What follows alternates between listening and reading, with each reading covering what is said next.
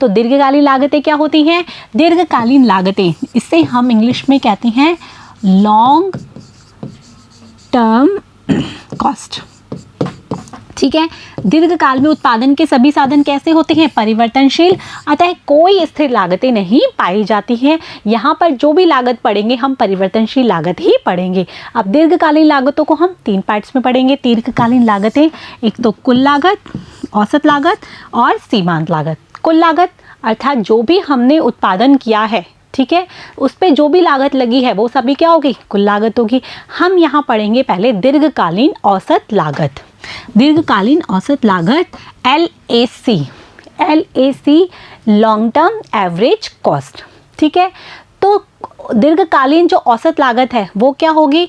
जो कुल लागत, हमारी दीर्घकालीन जो कुल लागत है उसमें हमारा जो भी कुल उत्पादन हुआ है उसका भाग लगाने पर हमें दीर्घकालीन औसत लागत प्राप्त होती है। यहाँ पर लिखा हुआ है कुल उत्पत्ति मात्रा में 1 इकाई उत्पादन की यदि हमें औसत लागत ज्ञात करनी है। जो भी कुल उत्पादन हुआ है हमें उसमें देखना है कि जो 1 इकाई है उसके उत्पादन में कितनी लागत लग रही है।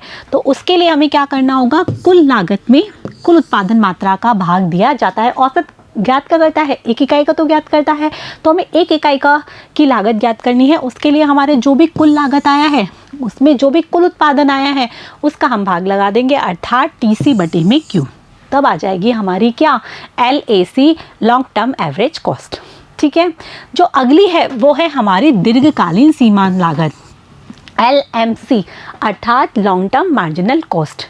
ठीक है बच्चों, समझ में आ गया? इसमें क्या है कि दीर्घकाल में उत्पत्ति की 1 इकाई वृद्धि करने के लिए, मतलब उत्पादन में यदि हम 1 इकाई वृद्धि कर रहे हैं तो उसके फलस्वरूप कुल लागत में जो परिवर्तन हो रहा है, 1 इकाई में वृद्धि की हमने हमेशा से पढ़ा है कि सीमांत किसको बताता है? एक अतिरिक्त इकाई में परिवर्तन को। तो उत्पत्ति जो है उसमें 1 इकाई में क्या हो रहा है? परिवर्तन, जिसके फलस्वरूप कुल लागत में क्या आ रहा है? परिवर्तन। उसे ही हम कहते हैं सीमांत लागत। हमने अल्पकाल में भी तो यही पढ़ा था कि 1 इकाई उत्पादन में फलस्वरूप कुल लागत में होने वाला परिवर्तन। तो यहाँ पर भी यही है, दीर्घकालीन सीमांत लागत LMC डेल्टा TC/Q। ठीक है बच्चों, समझ में आ गया? अब हम इसके वक्र वगैरह देखेंगे। उससे पहले हम दीर्घकालीन सीमांत लागत के बारे में और पढ़ लेते हैं कि Q इकाइयों पर क्या कुल लागत कितनी है। Q इकाई जो हम अभी उत्पादन कर रहे हैं उस पर कितनी कुल लागत है, उसमें से हमें माइनस करना होगा जो पिछली इकाई है उस पर हमारी कुल लागत कितनी लगी है। तो इससे हम ज्ञात कर सकते हैं क्या? दीर्घकालीन सीमांत लागत। ठीक है बच्चों, समझ में आ गया? इसके बाद है अल्पकाल के समान दीर्घकाल में भी सभी लागत सीमांत लागत का कुल जोड़ क्या होती है? कुल उत्पादन स्तर पर कुल लागत देता है, जो TC है। जैसे अल्पकाल में था वैसे ही क्या होता है? दीर्घकाल में भी ये होता है, जो सीमांत लागत का जो जोड़ होता है वो हमें कुल लागत को बताता है।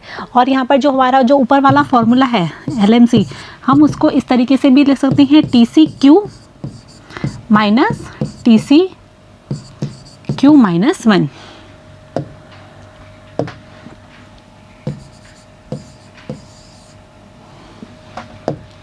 ठीक है बच्चों, समझ में आ गया कि किस तरीके से सीमांत लागत ज्ञात करते हैं। और जो कुल लागत है उसका जो कुल लागत है वो सीमांत लागत का ही क्या होती है? जोड़ होती है, जैसा कि हमने यहाँ पर लिखा है। ठीक है बच्चों, आगे देखते हैं दीर्घकालीन जो लागत वक्र है, दीर्घकालीन औसत लागत वक्र और दीर्घकालीन सीमांत लागत वक्र की क्या आकृति होती है। दीर्घकालीन जो औसत लागत वक्र है वो अनेक छोटे छोटे अल्पकालीन औसत लागत वक्रों से बना एक U आकृति का क्या होता है? वक्र होता है। ठीक है, जैसे कि हमने अल्पकालीन SAC, अल्पकालीन औसत लागत वक्र पढ़ा था, हमने पढ़ा था नहीं पढ़ा था? वो ऐसा ही तो होता है। यहाँ पर Q हो गया, यहाँ पर हमारा AC हो गया। ठीक है, अब ये बोल रहे हैं कि जो अल्पकालीन जो औसत लागत वक्र है, छोटे छोटे अल्पकालीन औसत लागत वक्रों को मिलाकर बनता है हमारा दीर्घकालीन औसत लागत वक्र। हम यहाँ पर छोटे छोटे अल्पकालीन औसत लागत वक्र बना देते हैं। अब यहाँ पर हम देखेंगे इसके इन पार्ट्स को छूता हुआ, यहाँ पर इसका मिनिमम पार्ट्स, यहाँ पर इसका बढ़ता हुआ भाग, यहाँ पर घटता हुआ लागत हो घटता हुआ, यहाँ पर इसका न्यूनतम और बाद में बढ़ते हुए पार्ट्स को यदि हम मिलाते हैं तो ये बनता है हमारा LAC, दीर्घकालीन औसत लागत वक्र। ठीक है, तो हम क्या देख रहे हैं कि दीर्घकालीन औसत लागत वक्र छोटे छोटे अल्पकालीन औसत लागत वक्रों को मिलाकर बनाया जाता है। ये बहुत सारे अल्पकालीन औसत लागत वक्रों को अपने अंदर समेटे हुए होता है। जैसे लिफाफा होता है ना, बहुत सारी चीज़ों को अपने अंदर समेटा हुआ होता है, इसीलिए इसे लिफाफा वक्र भी कहते हैं। तो आपको याद रखना होगा कि दीर्घकालीन औसत लागत वक्र को क्या कहते हैं? लिफाफा वक्र, जो कि छोटे छोटे अल्पकालीन औसत लागत वक्रों के योग से बनता है। ठीक है बच्चों, यहाँ पर यही है, इसे लिफाफा वक्र भी कहते हैं। यह अनेक फर्मों के अल्पकालीन औसत वक्रों को स्पर्श करते हुए बनता है। आपको ये ध्यान देना हो, स्पर्श कैसे करेगा? पहले इसका लोएस्ट पार्ट करेगा, जो पहले वाले अल्पकालीन औसत लागत वक्र है, उसके बाद उसका मिनिमम, और इसके बाद जो बढ़ते हुए पार्ट है उसको ये क्या करेगा? स्पर्श करते हुए बनेगा। ठीक है बच्चों, समझ में आ गया। अब आगे देखते हैं कि जो दीर्घकालीन सीमांत लागत वक्र है वो LOC को उसके न्यूनतम बिंदु से काटता हुआ ऊपर निकल जाता है। हमने LOC बनाया इस तरह से, छोटे छोटे अल्पकालीन औसत लागत वक्र से, और जो LMC है वो इसके मिनिमम पार्ट को काटता हुआ क्या करता है? नीचे ऊपर की ओर निकल जाता है। ठीक है, तो LAC को काटता हुआ क्या करता है? MC ऊपर की ओर बढ़ जाता है, LMC। यहाँ पर ये लिखा हुआ है। दीर्घकालीन औसत लागत वक्र क्या होता है? U आकार का। किसके कारण होता है? पैमाने के प्रतिफल के कारण। LAC का आकार कैसा है? U आकार का। किस लिए ये? क्योंकि पैमाने के प्रतिफल के कारण। हमने पैमाने के प्रतिफल पढ़े थे, क्योंकि जो दीर्घकाल में पैमाने के प्रतिफल ही लागू होते हैं। हमने बात की थी ना कि अल्पकाल में तो क्या होता है? परिवर्तनशील अनुपातों का नियम लागू होता है, और दीर्घकाल में पैमाने के प्रतिफल लागू होते हैं। तो जो दीर्घकालीन औसत लागत वक्र है वो U आकार का होता है। किस वजह से? पैमाने के प्रतिफल की वजह से। देखो, ये इस तरीके से U आकार का होता है। तो शुरू में क्या होते हैं? हमने पढ़े थे पैमाने के वर्धमान प्रतिफल, पैमाने के स्थिर प्रतिफल और पैमाने के घटते प्रतिफल, यही पढ़े थे। तो पैमाने के वर्धमान प्रतिफल के हिसाब से क्या होता है कि यदि हमें उतना ही उत्पादन करना है तो हमें कम साधनों की आवश्यकता होगी, अर्थात कम लागतों की क्या होगी? आवश्यकता होगी। तो वो क्या हो गए? पैमाने के बढ़ते प्रतिफल। पैमाने के घटते प्रतिफल अर्थात क्या होता है कि हमें उतना ही उत्पादन करना है तो हमें उत्पादन के साधनों की अधिक आवश्यकता होगी, अर्थात हमारी लागतें क्या होगी? अधिक होगी। तो ये क्या हो गया? पैमाने के घटते प्रतिफल। और पैमाने के स्थिर प्रतिफल मतलब उतनी ही लागतों की आवश्यकता होगी, अर्थात पैमाना कैसा होगा? स्थिर होगा। यही हमने चर्चा की थी। तो पैमाने के जो वर्धमान प्रतिफल है, यहाँ पर लिखा हुआ भी है कि के अनुसार उत्पादन में समान वृद्धि के लिए कम आगतों की आवश्यकता होती है। उत्पादन में उतनी वृद्धि करनी है हमें, क्योंकि हमने इसमें पढ़ा था पैमाने के वर्धमान प्रतिफल में कि यदि साधनों को दुगना कर दिया जाए तो उत्पादन क्या होगा? दुगने से अधिक हो जाएगा, और हमें उतना ही उत्पादन प्राप्त करना है तो साधनों की कम आवश्यकता होगी ना। तो इसीलिए अर्थात जब तक वर्धमान प्रतिफल कार्य करेगा, उत्पादन में वृद्धि के साथ क्या होगी? लागत क्या होगी? गिरती चली जाएगी। तो अर्थात ये गिरता हुआ किस लिए होता है? क्योंकि यहाँ पर वर्धमान प्रतिफल कार्य करता है। लागतें कैसी होती हैं? गिरती हुई होती है, क्योंकि हमें उतना ही उत्पादन बढ़ाने के लिए क्या होता है? कम साधनों की आवश्यकता पड़ती है। कम साधनों की आवश्यकता पड़ती है अर्थात लागतें क्या होती हैं? कम पड़ती हैं। ठीक है, इसके बाद यदि हम पैमाने के ह्रासमान प्रतिफल की बात करें तो पैमाने के ह्रासमान प्रतिफल में उतना ही उत्पादन प्राप्त करने के लिए हमें अधिक साधनों की आवश्यकता पड़ेगी। तो क्या होगा? हमें अधिक लागतें वहन करनी पड़ेगी। इसीलिए यहाँ पर क्या होता है? पैमाना का कौन सा प्रतिफल लागू होता है? पैमाने के ह्रासमान प्रतिफल। इसीलिए लागतें कैसी होती है? यहाँ पर बढ़ती हुई होती हैं। उतना ही उत्पादन प्राप्त करने के लिए अधिक साधनों की हमें आवश्यकता हो रही है, जिनकी लागतें अधिक होती हैं। और यहाँ पर प्राप्त होता है पैमाने के स्थिर प्रतिफल। यहाँ लागतें क्या हो जाती है? एकदम समान हो जाती हैं। ठीक है बच्चों, यहाँ पर लिखा हुआ भी है कि पैमाने के स्थिर प्रतिफल के अनुसार उत्पादन में समान वृद्धि करने के लिए उतनी ही आगतों की आवश्यकता होती है। अतः लागत कैसी रहती है? समान, मतलब उतने ही साधनों की आवश्यकता होती है तो लागतें समान रहती है। अतः जब स्थिर प्रतिफल कार्य करेगा तो औसत लागत कैसी हो जाएगी? स्थिर हो जाएगी। जो औसत लागत है ये LAC वक्र है, औसत लागत क्या हो जाएगी? स्थिर हो जाएगी। इसके बाद है पैमाने के ह्रासमान प्रतिफल के अनुसार उत्पादन में वृद्धि के लिए अधिक आगतों की आवश्यकता होती है। जैसे हमने चर्चा की, अधिक आगतों की लागत भी क्या होगी? अधिक होगी। अतः जब तक ह्रासमान प्रतिफल कार्य करेगा, उत्पादन में वृद्धि के साथ औसत लागत क्या हो जाएगी? बढ़ती हुई होती है। औसत लागत कैसी होती है? बढ़ती हुई होती है। तो समझ में आ गया। आपसे यदि क्वेश्चन पूछा जाता है कि दीर्घकालीन औसत लागत वक्र का आकार कैसा होता है, यू आकार का होता है, क्यों होता है, तो ये आपको अच्छे से बता दिया गया है कि यदि गिरता हुआ होता है, क्यों, पैमाने के वर्धमान प्रतिफल के कारण लागतें कम होती जल्दी जाती है।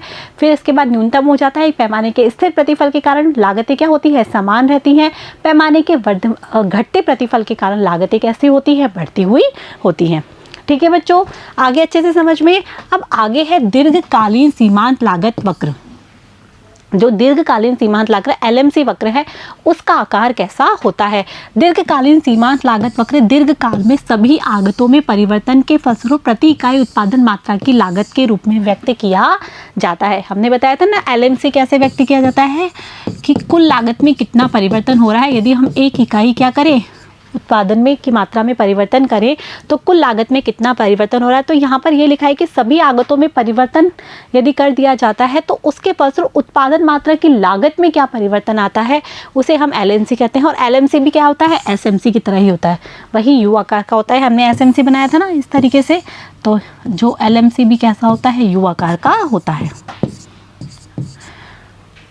ठीक है बच्चों, आगे देखते हैं LMC वक्र क्या करता है। LMC वक्र को न्यूनतम बिंदु से काटता हुआ ऊपर निकल जाता है। इस बिंदु को हम क्या कहते हैं, इष्टतम बिंदु कहते हैं। कि याद रखने वाली चीज़ें हैं कि ये हमारा क्या है, LSAC, और ये इसके न्यूनतम बिंदु से निकल जाता है जिसे हम कहते हैं LMC।